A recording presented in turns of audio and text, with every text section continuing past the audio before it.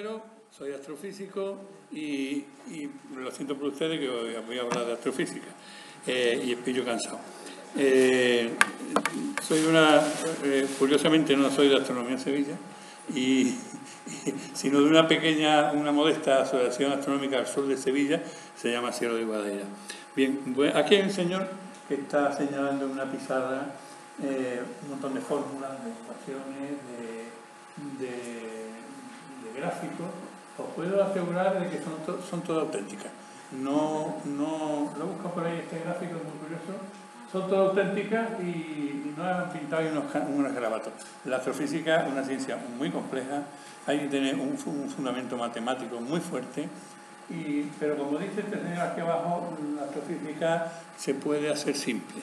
O sea, tenemos la obligación de transmitir esto de la astrofísica de una manera sencilla a personas que no han tenido quizá la satisfacción de no estudiar astrofísica, pues os garantizo que es una gran satisfacción. Bueno, pues vamos a hacer fácil la materia oscura, dentro de lo que cabe, que es que no sabemos lo que es la materia oscura. Bien, para empezar vamos a hablar de lo que es una galaxia, de una manera muy somera. Es un objeto tridimensional que tiene 1 millón de masas solares o más, y está compuesto de estrellas, de gases, de moleculares, iónicas, moléculas neutras, el polvo, y todo el conjunto se está moviendo como si fuera una masa, todas accionadas por la gravitación. Entonces, ¿y qué es lo que es el espacio intergaláctico? ¿Qué hay entre dos galaxias? Pues os tengo que decir que nada, no hay nada. Está en un vacío casi completo, casi total. Hay algunos campos electromagnéticos que provienen de las estrellas y lo que hay es fotones y plasma, o sea, electrones y protones. La densidad media es de un átomo de hidrógeno por cada metro cúbico. Los que habéis estudiado algo de ciencia, o incluso del bachiller, esto es una cosa del bachiller, recordar el número de Avogadro, que era 6,022 por 10 elevado a 23 moles de un gas, ¿no? Aplicado al hidrógeno, un mol es una molécula de hidrógeno, porque es el cuerpo más sencillo que hay, y eso pasado, moles, como es, en condiciones normales, o sea, 22,4 litros. Si lo pasamos a metro cúbico, nos sale, a mí me sale aquí 2,68 por 10 elevado a 22, o sea, 2,68 con 22 ceros detrás. Eso es el número de moléculas que habría en un metro cúbico. Y sin embargo, en el espacio intergaláctico hay una molécula de hidrógeno. O sea, prácticamente está vacío, no hay nada. La temperatura se acerca por debajo de los 3 grados, Kelvin, o sea, unos 270 grados por debajo de cero. Es decir, que el frío es casi absoluto. Ese es el dato que últimamente se obtiene de la sonda COVID de la NASA, 2,72 más menos 0,002 K. Qué curioso, ¿no? Más menos... Eso, en astrofísica, si no ponemos un más menos, nadie nos cree, ¿no? No lo sé por qué. Pero bien, seguimos. Nuestra galaxia, ya lo hemos visto, es una especie es plana, es una serie de brazos circulares y lo veríamos así desde el espacio exterior si lo viéramos perpendicular, ¿no? El Sol está aproximadamente a la mitad de un radio, a 27.000, tiene 100.000 años luz de un extremo a otro y 27.000 años luz hacia el centro, y unos 20 y tantos. Es decir, que estamos a la mitad de un radio y es una estrellilla de ahí, tipo medio caliente, medio fría, que está de tamaño. Sin embargo, esta gran torta, o esta gran pizza, ¿no? Pues tendría nada más que un espesor nada más que de 3.000 años luz. Es muy estrechito, muy estrechito. Quiere decir que bueno, salir de nuestra galaxia a la velocidad de la luz tardaríamos unos 20 y tantos mil años en salir de nuestra galaxia. Ya, olvídate de la guerra de las galaxias, ¿no? No podemos salir. Daos cuenta que una nave para abandonar la Tierra, que es la velocidad de escape que se llama, la velocidad de escape son 11 kilómetros por segundo, y en lo que podemos, a la velocidad que habría que adquirir para poder irnos de la gravedad a la Tierra. 11 kilómetros por segundo contra 300.000 que tiene la velocidad de la luz, no es nada. No, tenemos que, bueno, la velocidad cosmológica, la que se navega por ahí, son unos 18 kilómetros por segundo, 18, 20, vamos a suponer que sean 30 con el avance de la tecnología. Tendríamos que multiplicar nuestra velocidad por 10.000 para que llegáramos a la velocidad de la luz. O sea, no llegamos. Nuestra tecnología no está desarrollada para eso. Vamos a pasar un poco de historia. De las galaxias habla en Galileo. Ya decía que había un puntito un poquito gris ahí. Bueno, los demás lo miraban a Galileo un poquito con escepticismo, porque Galileo de la vista estaba fatal. Por mirar el Sol. Precisamente por mirar el Sol.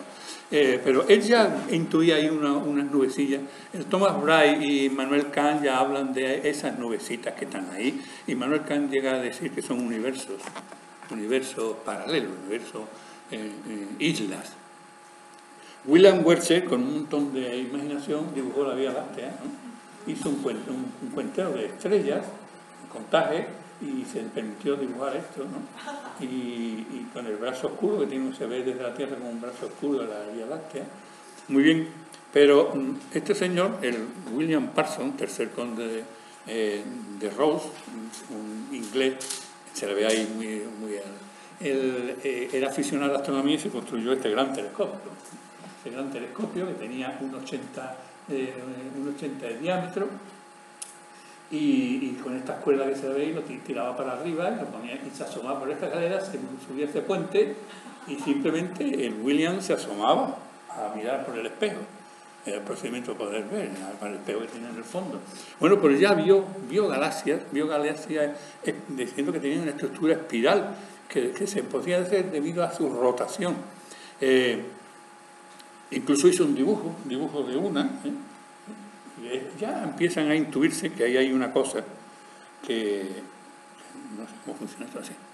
Bien, Besto Slipher ya en el siglo XX ya empieza a sospechar de que se están desplazando, que hay unos movimientos ahí en las galaxias, y lo detecta por el desplazamiento Doppler. ¿Qué es desplazamiento Doppler de las líneas espectrales? A ver qué palabreja es esa. Pues simplemente que cuando se hace un espectro con un prisma o con otros sistemas que tenemos para hacer espectroscopía, sobre el espectro del rojo hasta el violeta aparecen unas rayas negras que definen cada elemento químico que estamos analizando. Entonces se usa en química también para hacer análisis espectrométrico, y en astronomía lo usamos para conocer muchas cosas de las galaxias, de las estrellas y de las galaxias. La composición química, la edad, la distancia, la temperatura. Pero observó que estas líneas, que en condiciones normales tendrían que estar aquí, se desplazaban al rojo. Y ya esto, una cosa curiosa que le estaba apareciendo ahí, que significaba velocidad. Estos señores ya se crean el gran debate en el año 20, Herbert Carty y Arlo Chaplin, que uno decía que eran nebulosas espirales. Esas nebulosas que se ven ahí, esos algodoncitos, eran universos islas. Sin embargo, Chaplin decía que no, que pertenecían a nuestra galaxia, eran nubes de materia que se veían. Una polémica muy grande en la prensa, llegaron hasta insultarse los dos, ¿no? En el año 24, solamente 4 años después, Edwin Hubble empieza a estudiar unas estrellas en la galaxia espiral M31, la galaxia de Andrómeda, y usa una relación que Henrietta Levy sacó de unas estrellas que es variable.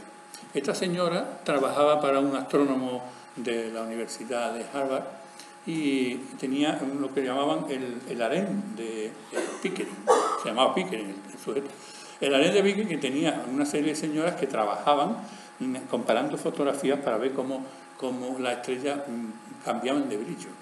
Esta señora sacó, los astrofísicos tenemos una manía de que hacemos un gráfico de todo. Esta señora pues fue sacando brillo y distancia, y comprobó, o sea, brillo intermitencia, eran como un faro, y depende de la frecuencia del brillo de los destellos, dependía la distancia que estaba la estrella. Bueno, pues este hombre, Hubble, pues midiendo estrellas, estas se llaman estrellas cefeidas, midiendo estrellas cefeidas en M31, comprobó que la distancia era 2,5 millones de años luz. ¿Qué ocurría? 2,5 millones de años luz. Aquí, ¿por qué? ¿Por qué no funciona esto? Digo, no, nuestra galaxia son 100.000 años luz. Luego estas nebulosas están fuera de nuestra galaxia. Están fuera. Y además a distancias enormes. 2,5 millones de años luz. Ya aquella discusión de aquellos señores pues se arregló, ¿no? Esas nubes están fuera de nuestra galaxia. Bueno, pues la clasificación de estas galaxias, pues bueno, por el tamaño es muy fácil, ¿no? O muy pequeñas, o normales, o muy grandes. Pero también hay según la perspectiva, las vemos según la perspectiva en que las miremos desde nuestro punto de vista de la Tierra. O sea, si las miramos desde este eje, el plano donde está incluida la galaxia, o sea, esta torta, esta pizza, la veremos de frente, con lo cual la veremos redonda, o la veremos un poco inclinada, con lo cual ya va formando una elipse, o la veremos plana, con lo cual vemos una línea nada más. Tenemos galaxias de todas, un zoológico de galaxias muy variado. Pero Hubble las clasificó pues en forma elíptica, que tienen, dependiendo, esta se ve de frente, un poco inclinada, más inclinada, y esta que es lenticular porque era una bastante plana, pero tenía como un anillo alrededor. Y después viene otra clase de galaxias, que son galaxias espirales normales, con los brazos más abiertos, o barradas, porque los brazos aparecen desde una barra. Nuestra galaxia es de este tipo, la SA. Después hay otras que son raras, irregulares, son ahí una cosa rarísima, pues parece que es como el resultado del cruce de dos galaxias que pueden cruzarse. De hecho, nosotros nos cruzaremos con Andrómeda dentro de millones de años. Este tipo de galaxias se llaman tempranas porque se formaron al principio del Big Bang, y estas son tardías, pues son más, digamos, recientes. Y visto como prototipo nuestra galaxia, vista como prototipo de una galaxia típica elíptica espiral, tiene un núcleo donde hay una gran concentración de estrellas, tiene unos brazos, tiene un espesor de 300 parsec y 100.000 años luz de diámetro. Por la parte de fuera están los cúmulos globulares, por lo cual la Tierra, el Sol, que se encuentra a mitad de camino, como dije antes, en uno de estos brazos más de concentración de material, y la distancia son 100.000 años luz, y los cúmulos globulares, por lo tanto, o los vemos por aquí, que son 25.000 años luz, o los vemos por allí, que son 75.000 años luz. O sea, tanto por fuera. Hay otros cúmulos, pero son cúmulos galácticos, cúmulos abiertos, digamos, ¿no? Bien. Aparte de eso, hay un halo galáctico. Esta nebulosa, esta galaxia, que es la galaxia del sombrero, se llama, tiene un glóbulo ahí, pero tiene un halo más grande que lo rodea, donde están esos cúmulos estelares, y que está formado ahí por una materia luminosa, de polvo, y otras cosas que vamos a analizar. Bueno, hay una rotación en el centro de una población vieja, y la rotación va girando en un sentido de que los brazos estos no son brazos debido a la rotación, son brazos de densidad, son ondas de densidad, donde esta es más densa la galaxia que en otros lados, y además, por lo tanto, al haber más densidad hay más posibilidad de nacimiento de estrellas en esa zona, es más brillante y los espacios intermedios son más oscuros. La distribución estelar por el núcleo pues es función del radio, que da un valor de la magnitud. El valor de la magnitud es que lo establecemos para el brillo de las estrellas. Magnitud, conforme el número es más bajo, la estrella es más brillante, y el número más alto, la estrella menos brillante. De manera que el Sol tiene 30 y tanto, 38, 40 de magnitud, y Vega tiene 0. Se le puso como modelo el 0. Bien, pues las distancias, enormes, enormes.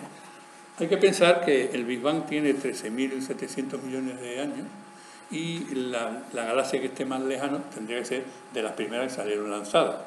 O sea, que la distancia de una galaxia lejana puede ser esta misma que señalo ahí, que tiene 13.000 millones de años. O sea, cuando la luz que nos llega a nosotros de esa galaxia arrancó de allí, la galaxia llevaba solamente 670 millones de años desde el Big Bang. Ahora lleva 13.700. Están lejísimas. No se pueden observar con telescopios normales. Las podemos ver con una cosa que se llaman lentes gravitacionales. O sea, vemos el fantasma. Pero como veis ahí, se ve de una forma bastante rarilla, ¿no? La más próxima, pues, teniendo en cuenta que nuestra galaxia está en un cúmulo de galaxias, un rebañito de 6 o 7 galaxias, la más próxima es la de Andrómeda, que está a 2,5 millones de años luz. Es la galaxia más cercana que tenemos. Los perfiles radiales de brillo, o sea, una galaxia es más brillante en el núcleo y menos brillante conforme se va alejando del núcleo. Se representa en esta la distancia al núcleo y la magnitud, o sea, el número va subiendo de manera que es cada vez más oscuro. He dicho que los números más altos es más oscuridad. La luminosidad, aquí nos lleva al concepto de cuál es el tamaño de una galaxia.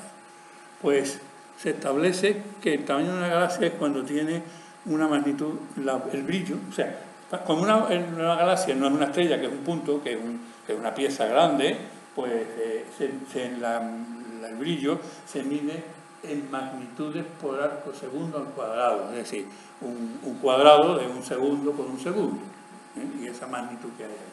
Pues se considera que una galaxia, por definición, una galaxia existe o está ahí hasta que la magnitud es de 25 magnitudes al arco segundo cuadrado. ¿Por qué ese número? Porque no hay muchos sitios o ningún sitio en la Tierra que se pueda ver en magnitudes menores de 25 magnitudes de arco segundo cuadrado. Quizás desde el telescopio Hubble sí que se llega a más, se llega a 28, pero desde la Tierra no. Esta cifra la saqué el otro día de Calar Alto, que el cielo de Calar Alto, que es el observatorio más importante de Almería, el más importante a nivel europeo, continental, tenía 22,38 esta noche. El 30 del 8 tenía 22,38. Todavía le queda hasta 25. O sea, que una galaxia que tuviera esta magnitud no se vería, porque el cielo de Calar Alto es más brillante. O sea, que se pone como límite. Y conforme vamos alejándonos, pues el brillo va descendiendo, quiere decir que se va apagando. ¿Hasta dónde llega? Pues no lo sabemos. No lo sabemos y además vamos a llegar a la conclusión de por qué no lo sabemos, esta gran incertidumbre que tenemos. La cinemática de las galaxias, pues las galaxias se detectan por el efecto Doppler, lo que decíamos antes del análisis espectrométrico, y que pero es que cuando un cuerpo se aleja, decíamos que las rayas se acercaban al rojo. Bueno, eso ocurre cuando la estrella se está alejando. Si la estrella se acerca a nosotros, el espectro se acerca al azul.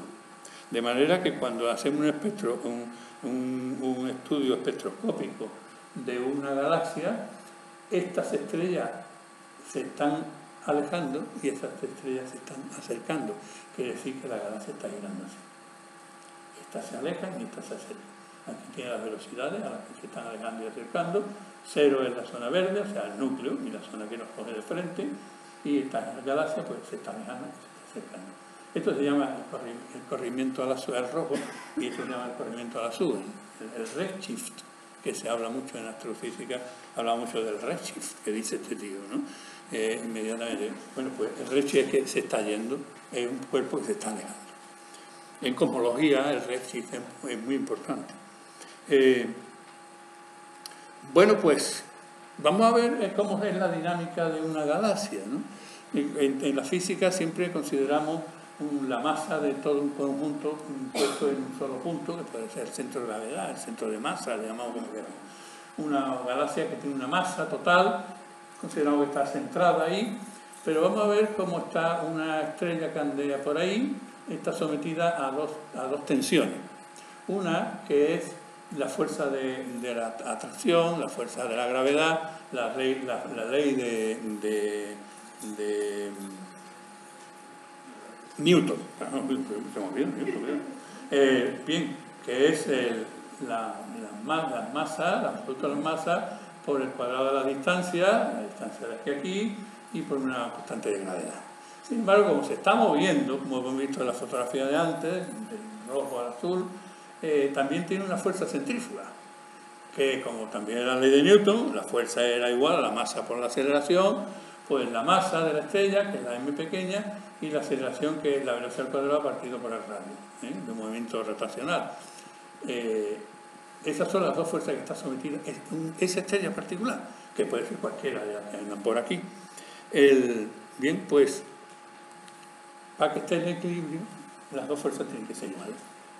Tienen que ser iguales, si fuera más grande la de atracción, la galaxia se compactaría, y si fuera más grande la fuerza centrífuga, la galaxia se disgregaría. Quiere decir que estas dos fuerzas tienen que estar en equilibrio. Si están en equilibrio, pues podemos aquí quitar ya el numerito, las masas pequeñas se van, el cuadrado se va, y nos queda la fórmula de esta manera.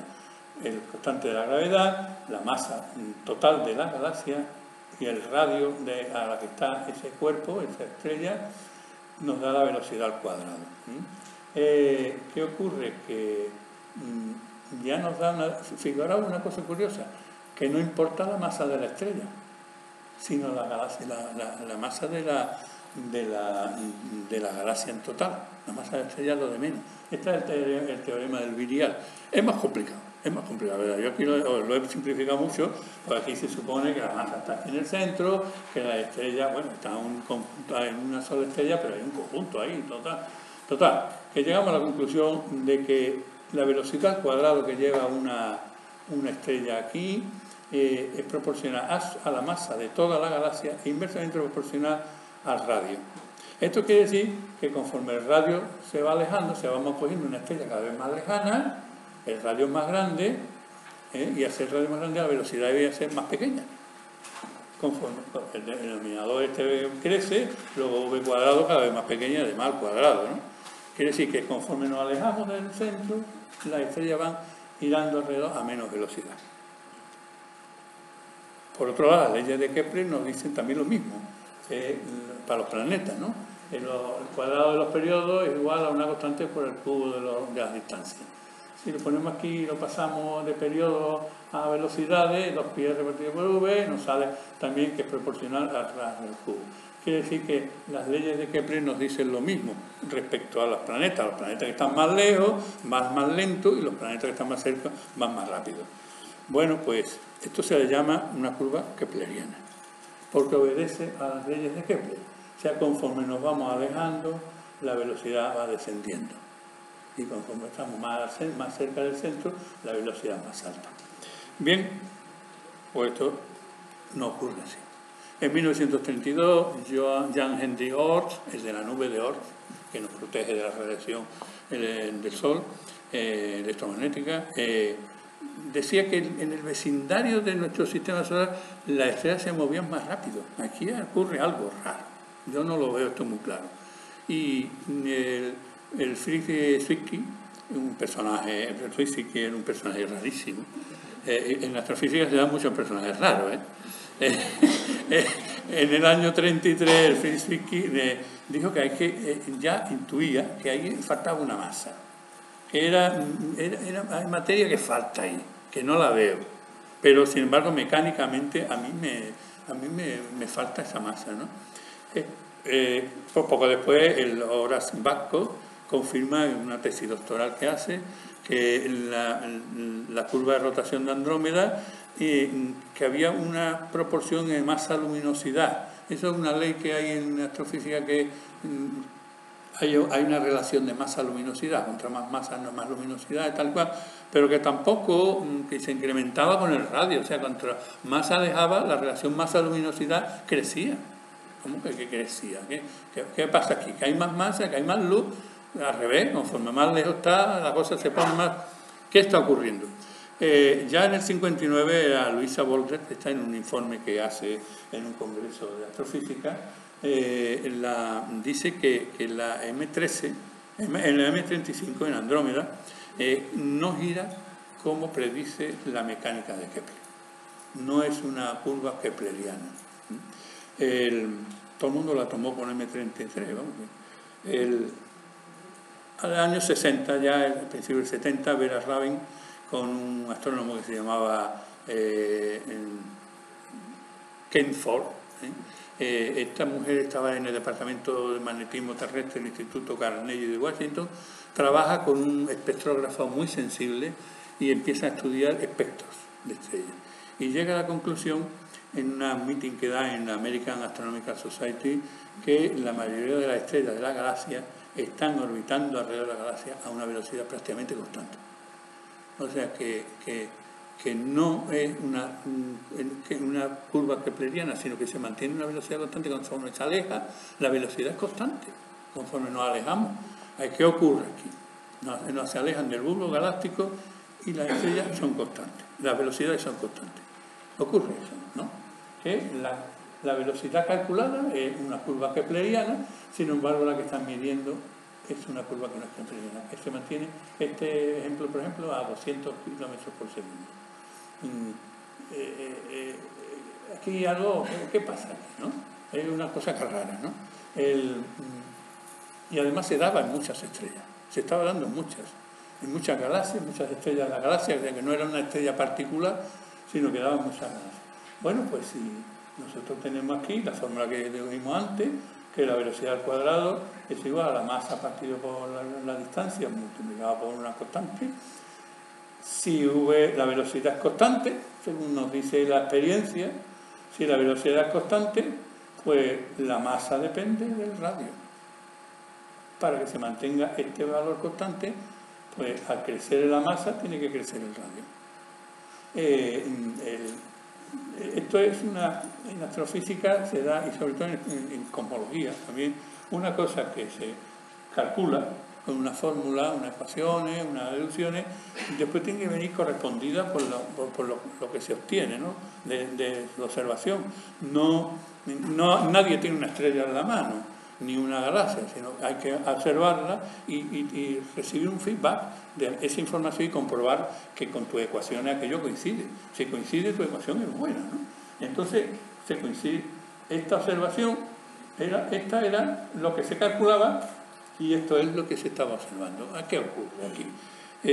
Lo que ocurre es que esa rotación diferencial, que se extiende más del radio óptico, que se llama, porque es que aquí hay la masa crece, bueno, lo que estaba diciendo, que la masa crece con respecto, nos alejamos, y ¿qué ocurre? Que si el radio crece, la masa crece. O sea que tiene que haber más peso ahí, que no lo estamos viendo. Por eso le llamamos materia oscura. Tiene que estar ahí, porque conforme nos alejamos, se mantiene constante, y para mantenerse constante creciendo el radio, M tiene que crecer. Y entonces hay una masa que no es luminosa, porque la galaxia se va oscureciendo conforme te alejas del radio, no es luminosa, pero está ahí. Y tenemos esta certeza de estar, ¿no? Y constituye además el 22% de la masa de la galaxia. Y encima desconocemos el porqué. No sabemos qué es, pero sabemos que está ahí. Incluso, hombre, de una forma exagerada, yo por ahí en algún sitio lo quería decir, que la podemos pesar, la podemos pesar, la materia oscura, pero no sabemos ni dónde está, ni lo que es. Por ejemplo, ahí hay un ejemplo que yo he sacado ahí, que una galaxia con una velocidad de 100 km por segundo, el radio a una distancia de 40 kiloparsec, Pues estimando la masa, por la formulita de antes, nos da una masa de 40 por 10 elevado a 11 masas solares. Si su luminosidad la luminosidad la podemos medir por un método fotométrico, su luminosidad es 10 elevado a 10, o sea, 100 veces la luminosidad del Sol, pues por la relación de masa-luminosidad nos sale que la masa visible, la que podemos ver, es solo del 10 elevado a 10 masas solares. Sin embargo, por la fórmula esta nos sale 40 por 10 elevado a 11, es decir, que la masa real es 400 veces más grande que la masa luminosa, la que podemos ver por nuestros ojos, por los telescopios. Sin embargo, mediante nuestro cálculo aparece 400 veces más grande. O sea que, bueno, aquí he puesto que son 10 veces más masivas y 10 veces más grandes. O sea, quiere decir que una galaxia, aparte del halo, tiene que estar rodeada también de otro halo gigantesco de materia oscura que no sabemos dónde se acaba ni qué es lo que es.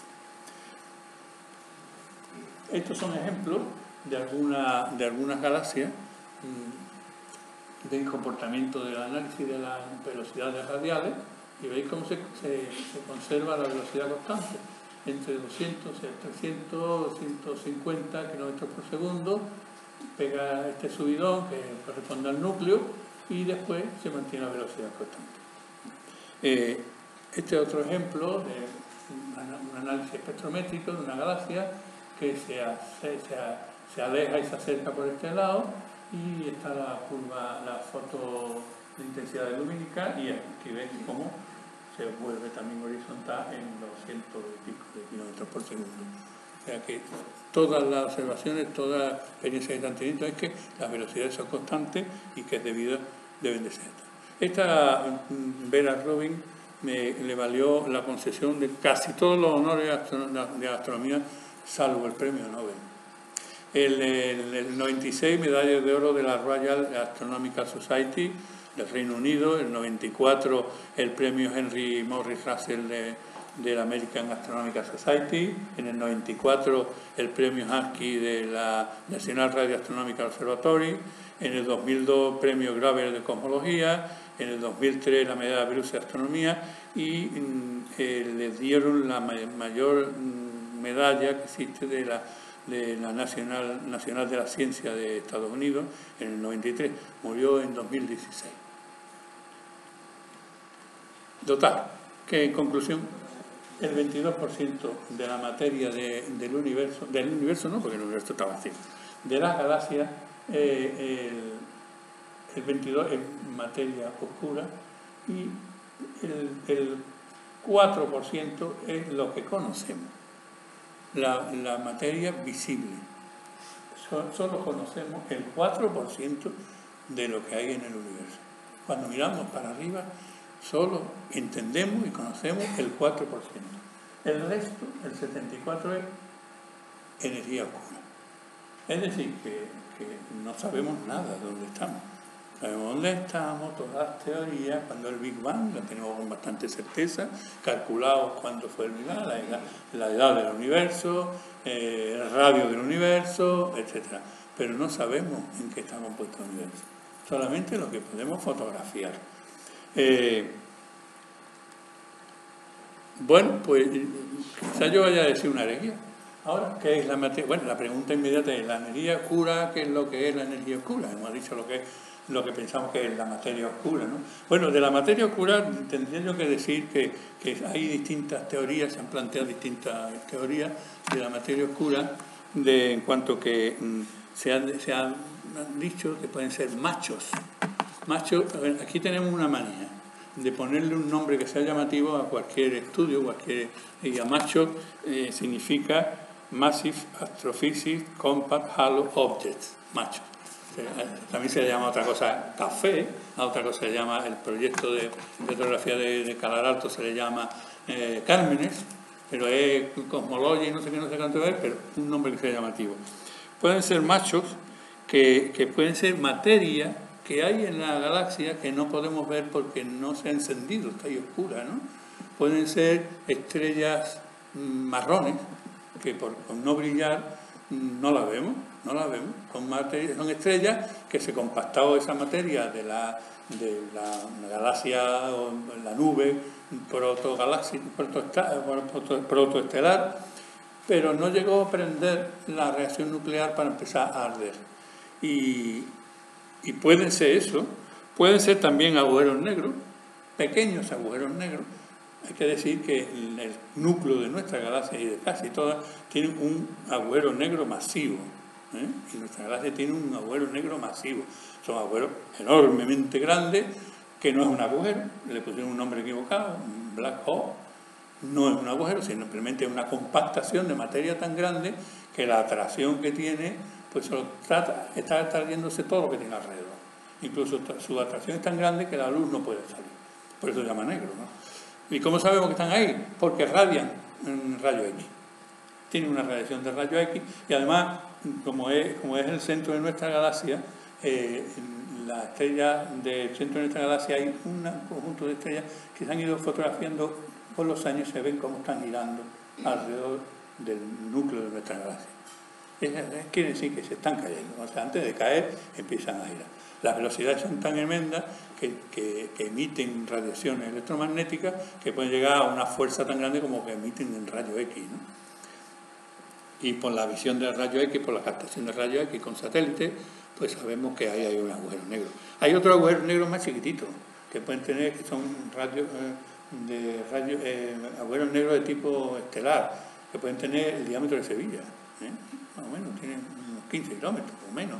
Y son compactación de materia pequeña. Se puede pensar que pueden ser agujeros negros de ese tipo, también la materia oscura. Pueden ser planetas aislados, planetas que nos giran alrededor. Se han descubierto planetas que nos giran alrededor de una estrella. Significa que esos planetas andan por ahí, vagando, y es masa que está ahí, y no la vemos.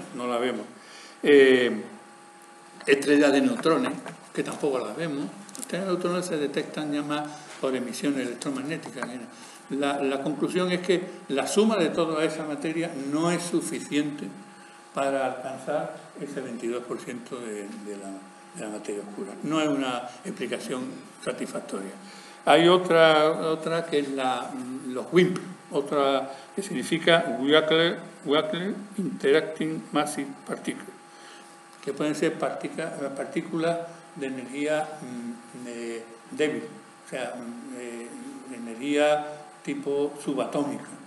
Tampoco sale la suma. No hay tanta partícula de este tipo, no puede haber tanta partícula para que pueda sumar tanto como eso. No hay explicación hasta hoy día. La siguiente pregunta que me haríais rápidamente, bueno, ¿y qué es eso de ya que hemos hablado de esto, ¿qué es esto, no? La materia oscura, que es el 74, la energía oscura, que es el 74. Os dicho de una forma muy rápida, que no hemos venido a hablar de esto precisamente, pero bueno, ya vamos a hablar. El universo se pensaba, cuando se empieza a hablar del universo, hay una fórmula fundamental, que es la fórmula de Hubble, o una pregunta que hay rápidamente de cómo se expande el universo, cómo ha llegado a esa distancia. Einstein piensan que la expansión del universo desde cero, desde el Big Bang, era prácticamente lineal, ¿sí? Y lo formulan así. Einstein una ecuación de Einstein que está junto con Sitter, que los dos llegan a esa conclusión, es una expansión que desde el Big Bang, de una forma homogénea, se va creciendo. Quiere decir que eso le llamamos un universo plano. Habréis oído decir el universo plano, el universo curvo. No es verdad que el universo sea plano y curvo, o sea, el universo no es un plato. El universo se llama plano porque el crecimiento es, digamos, lineal. Y ahí influyó mucho su cultura también, su cultura judeo-cristiana, de los dos, en que el universo tenía que ser una cosa muy estable, muy homogénea, siempre igual. Proviene de la filosofía aristotélica, ¿no? De que ahí no hay nada, todo es estable. Entonces el universo tenía que ser lineal. ¿Qué ocurrió? Que a ellos les falló la fórmula. Lo que decía yo antes, toda propuesta, toda teoría astrofísica tiene que venir respondida por la observación y que coincida con lo que tú dices en tus ecuaciones.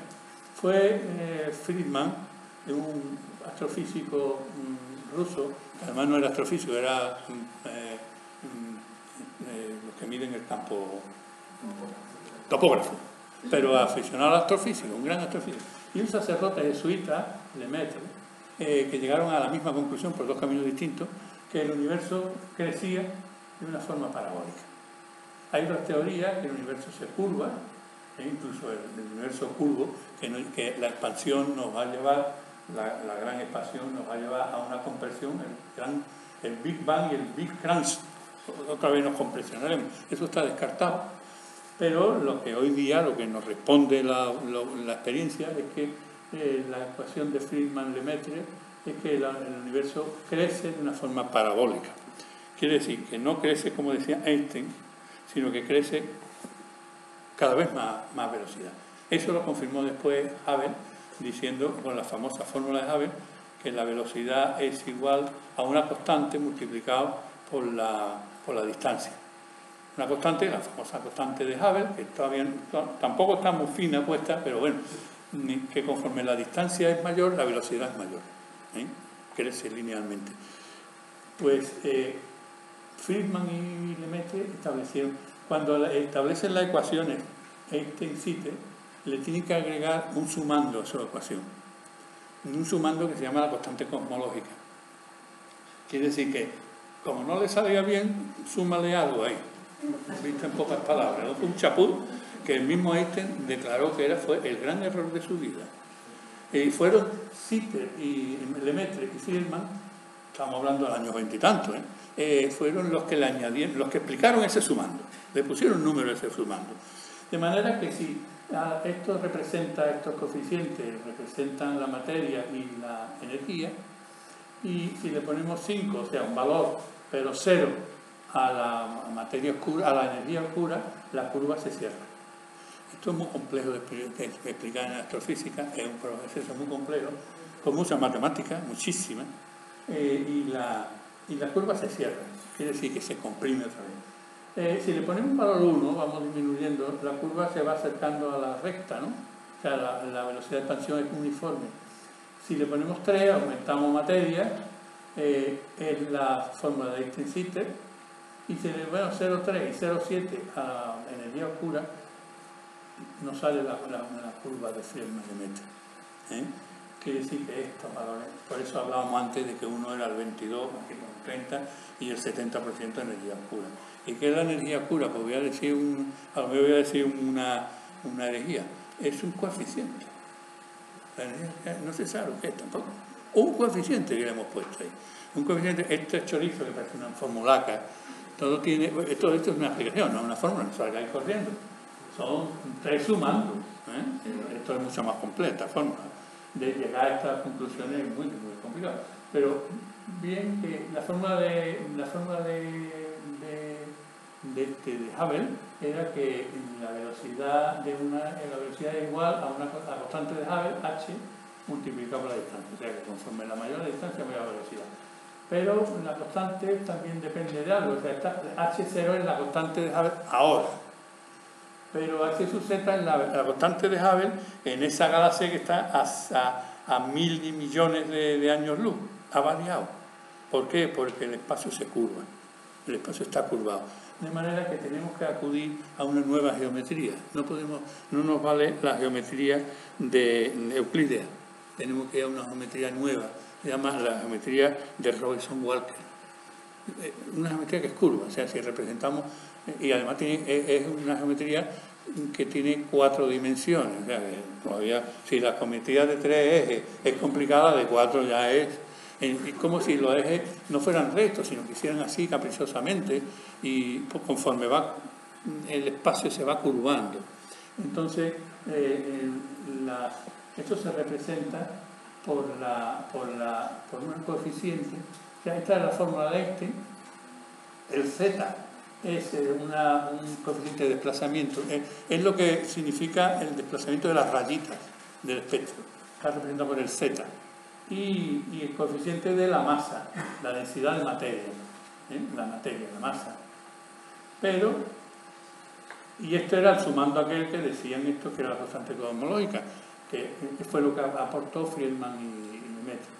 El WK es la constante de curvatura, que proviene de la geometría esa extraña que tenemos que adoptar, la de Harrison-Walker, y con el coeficiente Z, igual que este, y esta es el coeficiente que corresponde a la energía oscura, 0,07. 0,7. La suma de las tres tienen que ser 1. Claro, toda la energía del universo, cuando hablamos de energía material, lo mismo, ¿no? Tiene que sumar 1. Pero esta es la ecuación que sí obedece a la expansión del universo, y que se expande pues de una forma progresiva. No es lineal, como decía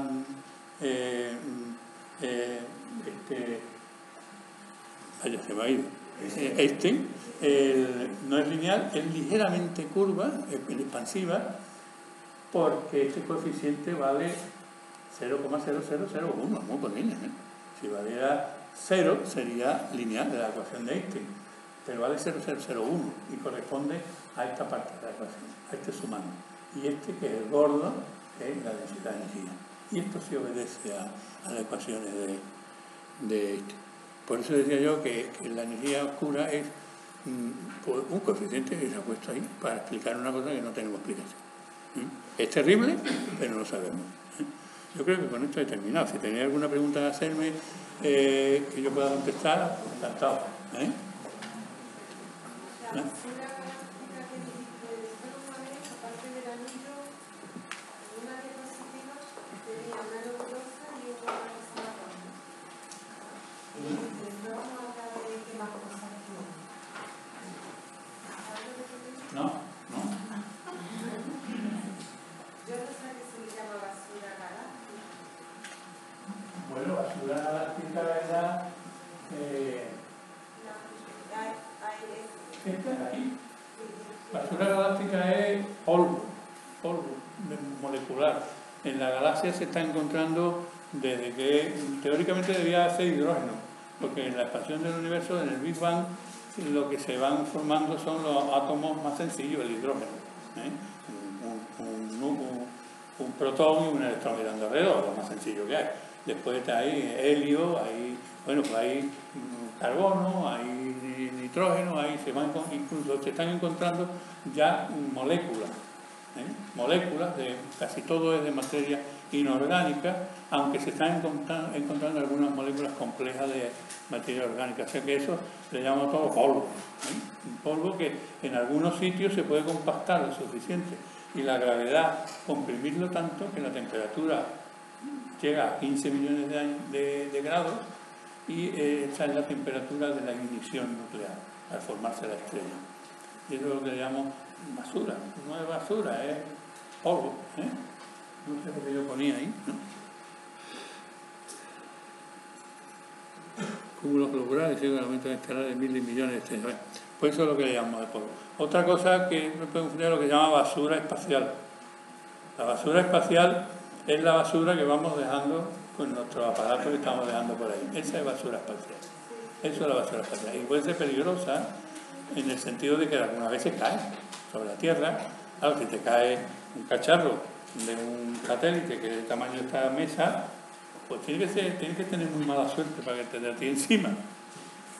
Porque ten en cuenta que la Tierra tiene mucha agua, ¿no? Se controla, y curiosamente se está controlando desde el Observatorio Astronómico de San Fernando. Del Real Observatorio de San Fernando se controla la basura espacial y se le va advirtiendo a la NASA para que lo vaya teniendo en cuenta donde hay concentraciones de basura. No hay forma de bajarla, ella sola se tiene que bajar.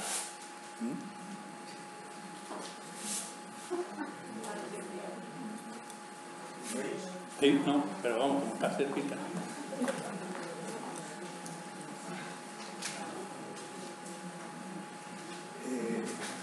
Vamos a hablar del Big Bang. ¿De qué? Del Big Bang. Antes del Big Bang existió. Bueno, eso estuvimos hablando hace unos meses. En realidad existía lo que se llama el vacío cuántico. El vacío cuántico. Una serie de partículas cuánticas que están en bosones y que están en equilibrio. estaban en equilibrio, y al estar en equilibrio no hay interacción entre ellas, es un equilibrio cuántico, por eso se le llama al Big Bang ¿por qué se produce el Big Bang? Por un desequilibrio cuántico. ¿Qué dirá este tío? Eso lo dice porque no sabe lo que es. Por alguna causa que se desconoce, ese equilibrio se rompió. Se rompió porque hay una partícula que se llama el bosón de Higgs. Suena ya, ¿no? La importancia que se le dio al bosón de Higgs, porque es fundamental, y no se ha visto, nadie ha cogido un bosón de Higgs, se ha visto la manifestación de un bosón de Higgs en milésimas de segundo. Pues ese bosón de Higgs tenía una particularidad de que estaba en su máxima estabilidad, estaba con su máxima energía, y los demás estaban con su mínima energía, estaban en su máxima estabilidad. Por algo, el bosón de Higgs se desplaza un poco y pierde energía, por algo que no sabemos por qué. Eso produce que el bosón de Higgs empiece a crear a interaccionar otros bosones y crea materia. Llega a materializarse. Al buscar materia en un vacío, tiene que buscar espacio. O sea, se crea espacio. Y a partir de ese espacio, al enfriarse, toda expansión en física produce un enfriamiento. Al enfriarse se producen más bosones de Higgs. Y empieza a formarse una catarata ya imparable de bosones Higgs que, además de materializarse, se van buscando espacio. Y esa es el Big Bang. Todavía andan buscando espacio hasta esta altura. Esa es la expansión del universo. Hace cientos. Así empieza también el tiempo. Empieza también el tiempo, claro. Antes, si no hay espacio, no hay espacio, no hay materia, es absurdo hablar de tiempo. No hay tiempo. Empieza a medirse el tiempo a partir de esa precipitación de bosones de Higgs. De ahí viene la importancia de buscar el bosón de Higgs. Y así está el universo desde hace 1.700 millones de años. Y lo que le queda, ¿no? No hay frontera, que es otra cosa importante. No hay límite. ¿Hasta dónde llega? ¿Hasta dónde llega? Es que no hay límite. No hay límite. Porque a partir del límite, donde va creciendo esas galaxias primeras que arrancan las primeras, es que no hay nada. No hay nada, no hay ni tiempo.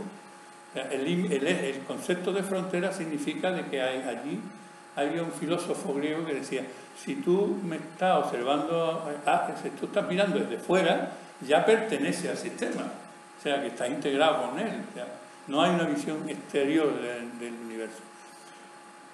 Esa es la propuesta científica. Puede haber otras propuestas ya más, de que hay otro universo paralelo, tal y cual, pero todo esto es lo de la expansión del universo y el bosón de Higgs son hechos comprobados. Lo demás no está comprobado nada. O sea, en ciencia no podemos decir esto no va a ocurrir, porque te pilla el toro y ocurre. Como decir, no podemos llegar a la velocidad de la luz. Pues no lo sé. Pues a lo mejor sí, pero hace falta mucho tiempo. También decía que cuando se inauguró el ferrocarril, la gente se asfixiaría, se moriría, porque el ferrocarril podía llegar a 50 kilómetros por hora, ¿no? Y eso era superior a la naturaleza humana, ¿no? Pues lo mismo se dice con esto. No se puede decir dónde va a llegar a la ciencia, ¿no? O si las teorías, un poco que ahora nos vemos un poquito locas, pues bueno, que no tiene un fundamento y puede ser cierta en el futuro. Lo que sí es que todo, en ciencia todo hay que justificarlo. En ciencia, como en historia, con cualquier cosa, ¿no? Lo que tú justificas es cierto, y lo que no te justifica, pues vamos a ponerlo en el rincón de las dudas, ¿no? Tú a un novelista le das un papel y un lápiz y puede escribir lo que le dé la gana, ¿no? Porque se ve en las películas de que la nave va corriendo y se ven venir las estrellas de frente, ¿no? Cosas de esas, ¿no? Bueno, pues, pero siempre hay que mirarlo, lo de la ciencia ficción, desde un punto de vista un poquito con reserva, ¿no? Y con razonamientos reales. Bueno, pues nada, pues muchas gracias.